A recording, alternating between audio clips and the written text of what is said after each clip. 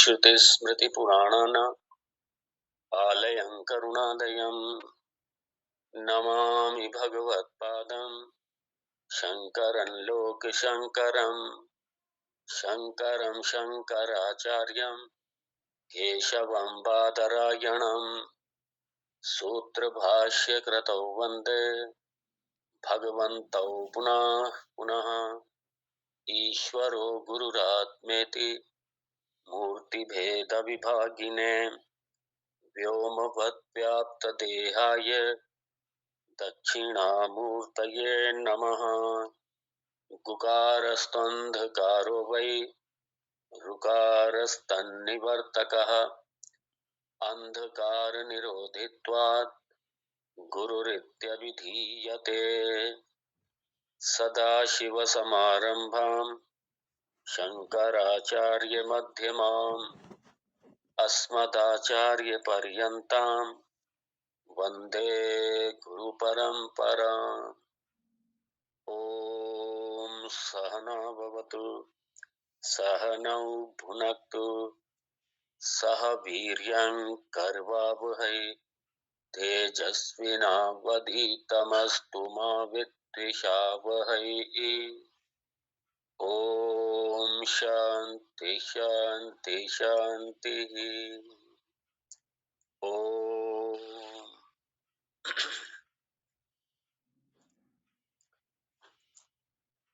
श्री राम गीता प्रथम श्लोक।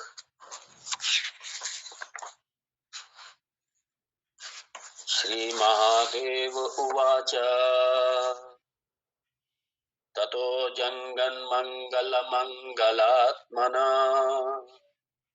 विधाय रामायण कीर्तिमुत्तमा चचार पूर्वाचरितं रघुत्तमो राजर्षिवर्यैः अभिसेवितं यथा। 19वां श्लोक 19।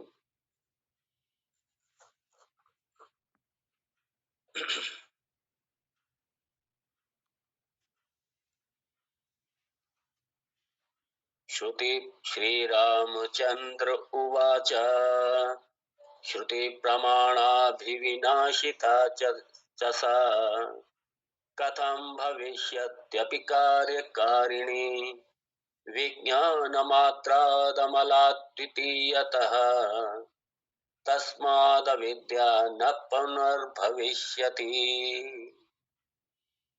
बड़ा सुंदर भगवान राम जी बहुत सुंदर तरीके से युक्ति से समझा रहे हैं।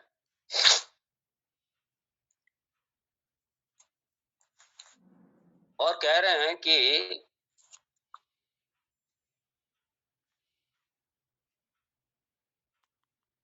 अज्ञान की एक बार निवृत्ति हो गई तो फिर अज्ञान लौट के नहीं आता है दोबारा। आप देख लीजिए अपने भौतिक विषय जो आपके लौकिक ज्ञान, जो लौकिक विषय हैं, लौकिक ज्ञान है, सांसारिक ज्ञान है, उसका भी जब आपको एक बार किसी चीज का ज्ञान हो जाए फिर क्या मतलब उस विषय की अज्ञान निवृत्ति हो जाए, उस विषय का ज्ञान मिल जाए तो फिर वो ज्ञान कहीं जाता नहीं है। अज्ञान विनाश होने के बाद में दोबारा अज्ञान नहीं आता उस विषय का।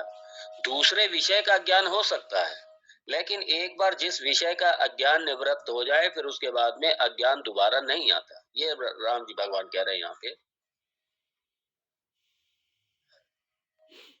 इसीलिए जिसकी एक बार अज्ञान की निवृत्ति हो गई, कौन से अज्ञान की? ब्रह्म के अज्ञान की, जगत के अज्ञान की, अपने स्वयं के अज्ञान की, जिसकी एक बार इस अज्ञान की निवृत्ति हो गई, हाँ, तो फिर दोबारा वो अज्ञान वापस नहीं आता।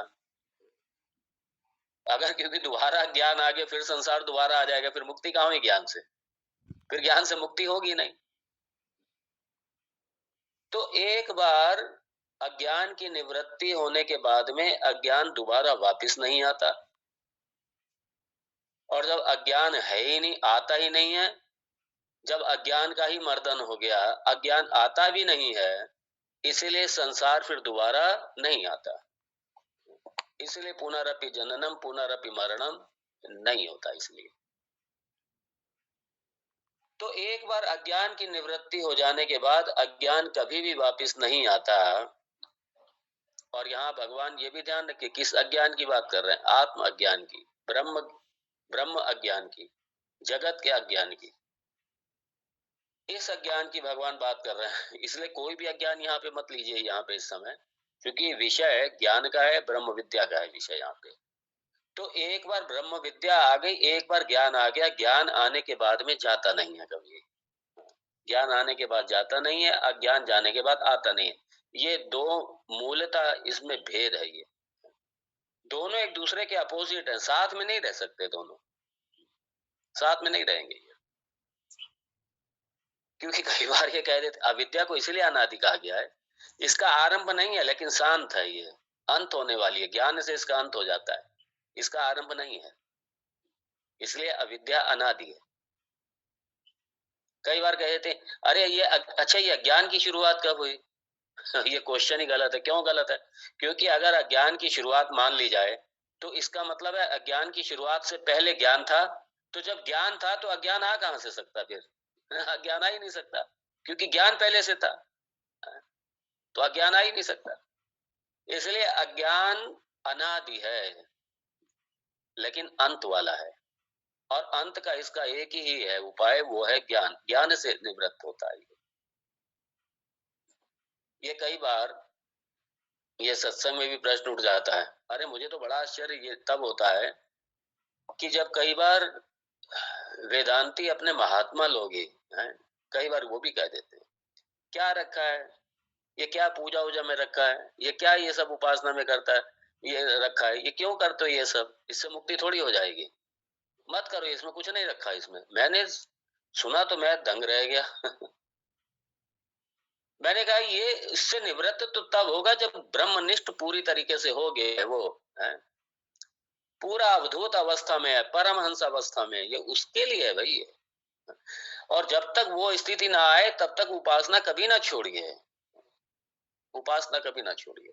इसलिए मैं अनुरोध के रूप में कहूंगा, सबसे कहूंगा, अगर आप लोग पूजा उपासना नहीं करते हैं तो आप अपना करना शुरू कर दीजिए।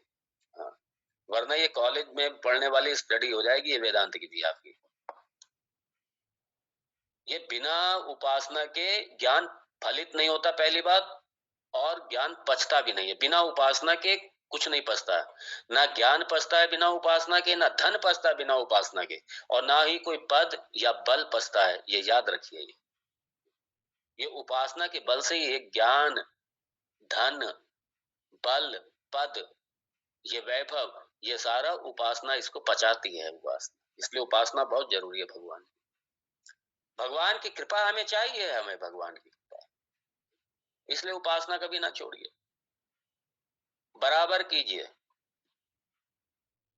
मैं जितना ज्यादा मैं वेदांत में समय देता हूँ, उससे ज्यादा मैं अपनी उपासना में समय देता हूँ। आज हमारे जितने मठ हैं, जितने शंकराचार्य हैं, आप जरा पूजा देखिए वहां की, सब आश्रमों की, मंदिरों की, मठों की, देख के दंग रह जाएंगे।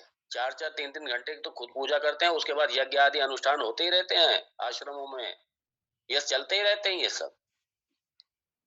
क्योंकि ज्ञान ने, ध्यान दीजिए, क्योंकि प्रकाश ने या ज्ञान ने, प्रकाश ने अंधकार को तो मिटा दिया, बहुत ध्यान से सुनना, लेकिन जो कचरा रखा है वो कचरा प्रकाश नहीं मिटाता, याद रखना। अज्ञान की निवृत्ति हमारी, ठीक है, इंटेलेक्चुअल लेवल पे हमारी शांत कर दी उसने, अज्ञान को इंटेलेक्चुअल लेवल पे निवृत्त कर दिया, लेकिन जो अभी हमारे चित्त के संस्कारों में जो कचरा भरा पड़ा है, मेरे मन की जो हजारों परतें हैं, उसमें जो कचरा भरा पड़ा है, अनादि काल से जो कचरा है, जो साइड में भरा पड़ा है, ये आप ये उससे नहीं धुलेगा, आपके ज्ञान से। ये आपका धुलेगा उपासना से, कर्म से, कर्म योग से। ये इससे धुलेगा। मन मन निश्चल और मन शांत, ये उनसे बनेगा जाकर के, ये उनसे बनेगा। इसलिए इस बात का हमेशा ध्यान रखिए, जब तक वो स्थिति ना आ जाए, तब तक आप अपनी उपासना बिल्कुल ना छोड़िए। इसलिए ईश्वर की कृपा हमें चाहिए। उपासना बहुत जरूरी है। बिना उपासना, लेकिन इसको समुच्चय मत समझ लेना। उपासना का अलग रोल है, उपासना का अलग रोल है, वो अलग तरीके से आपको रिजल्ट देगा, फलित होगी। और जो ज्ञान है उसका रोल बिल्कुल अलग है, दोनों का रोल एकदम अलग अलग है, ये ध्यान रखिएगा। मुक्ति तो ज्ञान से ही है, लेकिन उपासना आपके कचरे की सफाई के लिए है उपासना। क्योंकि मैंने कह दिया, दीपक का प्रकाश आपका अंधेरा तो मिटा देगा, लेकिन दीपक का प्रकाश कचरा नहीं मिटाएगा, कचरा नहीं मिटाएगा। ये भगवान की उपासना से, ये श्रद्धा भक्ति पूजा अनुष्ठान से, ये उससे मिटेगा जाकर।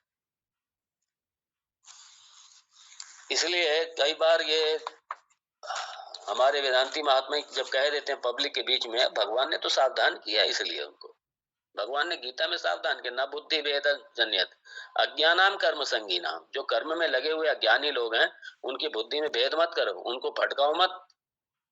उनकी कर्म की आलोचना करके, उपासना की आलोचना करके जो विचार कर रहे थे वो भी छोड़ देंगे, वो तो सारे, कि ज्ञान से तो मुक्ति है, इसमें क्या रखा है, वो जो कर रहे हैं वो भी छोड़ देंगे सब, वो कहीं के नहीं रहेंगे बेचारे।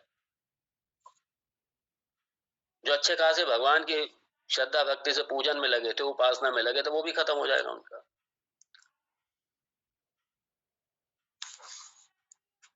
अरे इसलिए भगवान ने तो साफ कहा, भाई जोशे सर्व कर्माणि विद्वान युक्ता समाचरण।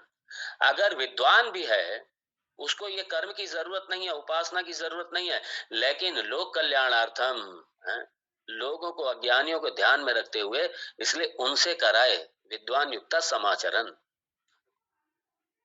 विद्वान भी उससे कराए।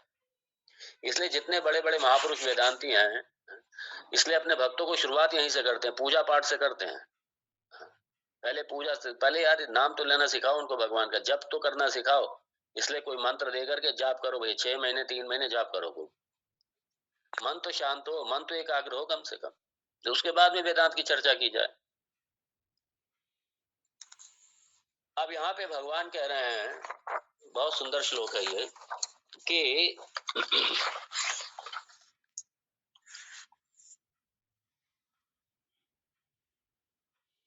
द्वैत कब तक है?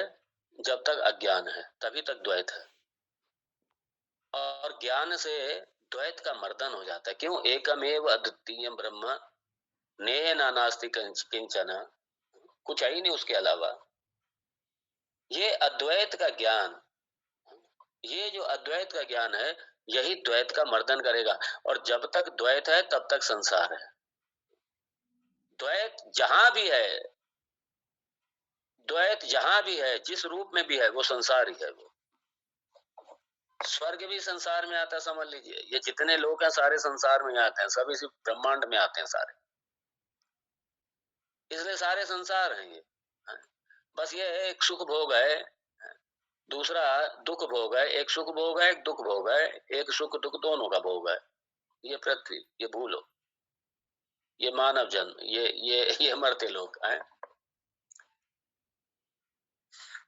तो भगवान यहाँ पे कह रहे हैं, जब एक बार अज्ञान का बाध हो गया, अज्ञान समाप्त हो गया, तो अज्ञान जो द्वैत का अधिष्ठान था, वो भी द्वैत भी मिट जाता। क्यों? क्योंकि कार्य कारण नाशे कार्य अभाव, कारण नाशे कार्य नाशः। कारण का समाप्त हुआ तो कार्य अपने आप स्वतः ही नाश, मतलब क्या, बाधित हो जाएगा। अब ये ज्ञान के बाद संसार तो जैसा बना दिख रहा है वैसे ही दिखाई देगा, लेकिन दृष्टि बदल जाएगी। वो जब तत्व की दृष्टि मिलेगी, जब ज्ञान उस बात का होगा कि जगत का अधिष्ठान ब्रह्म ही है, सच्चिदानंद ब्रह्म ये जगत का अधिष्ठान है, तो आपकी ये नाम रूप पर, ये जो नाम रूपात्मक सारा जगत जो दिखाई दे रहा है, ये सारा जगत नाम रूपात्मक है। और सत्ता जो इसका अधिष्ठान है, अज्ञान अवस्था में अधिष्ठान की तरफ नहीं होता हमारा, हमारी दृष्टि अधिष्ठान की तरफ नहीं होती।